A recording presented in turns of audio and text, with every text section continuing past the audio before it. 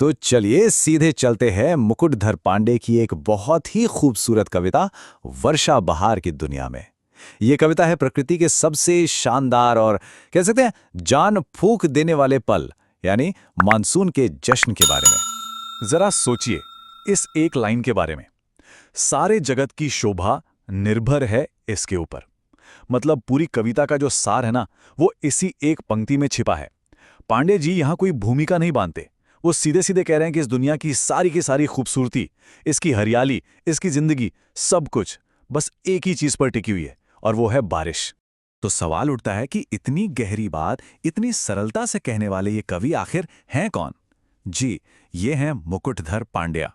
इन्हें हिंदी साहित्य में छायावाद युग का एक बहुत बड़ा स्तंभ माना जाता है। और जैसा कि इनकी कविता से साफ पता चलता है, प्रकृति, नेचर ही इनकी सबसे बड़ी प्रेरणा थी। और उनकी साहित्यिक यात्रा पर एक नज़र डालें तो कमाल ही है। उनका जन्म 1895 में छत्तीसगढ़ के बालपुर में हुआ।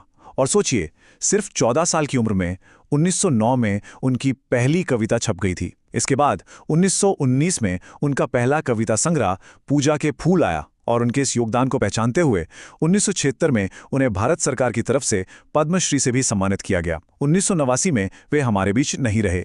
लेकिन वर्षा की बहार का असली मजा समझने के लिए ना, हमें पहले उस तपन को महसूस करना होगा जो इसके आने से ठीक पहले होती है। मतलब वो झुलसा देने वाली, बेचैन कर देने वाली गर्मी, जिसका जिक्र पांडे जी ने अपनी दूसरी कविताओं में भी बड़े अच्छे से किया है। और ये फर्क देखिए जमीन आसमान का है।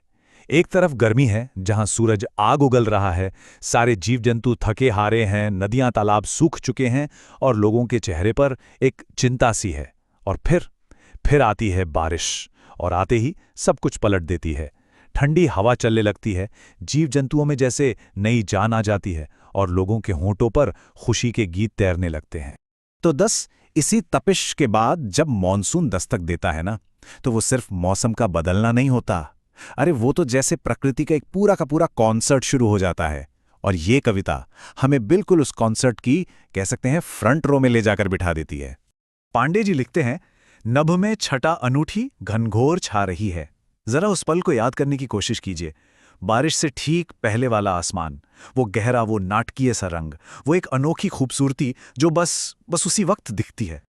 और यही वो पल है, यही वो लम्हा है जब पूरी धरती में जैसे एक नई जान फूंक दी जाती है। मानसून का आना सिर्फ पानी का बरसना नहीं है, ये तो एक खूबसूरत बदलाव की शुरुआत है।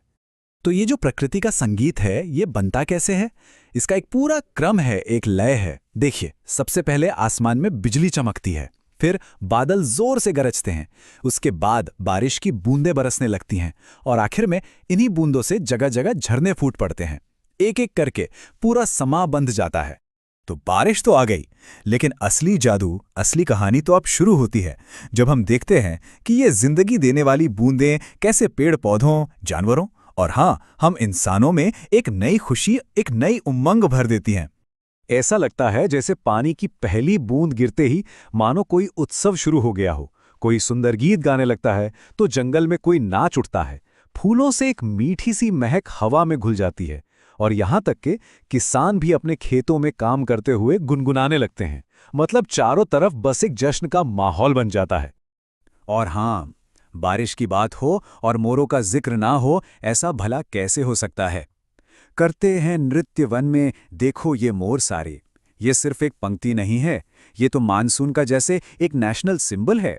कवि हमें बुला रहे हैं, कह रहे हैं, देखो उस अद्भुत नज़ारे का हिस्सा बनो।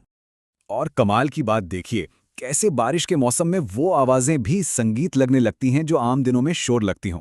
जैसे मेंढकों की टटर, कविता में वो सुगीत प्यारे बन जाते हैं, यानी मीठे गीत।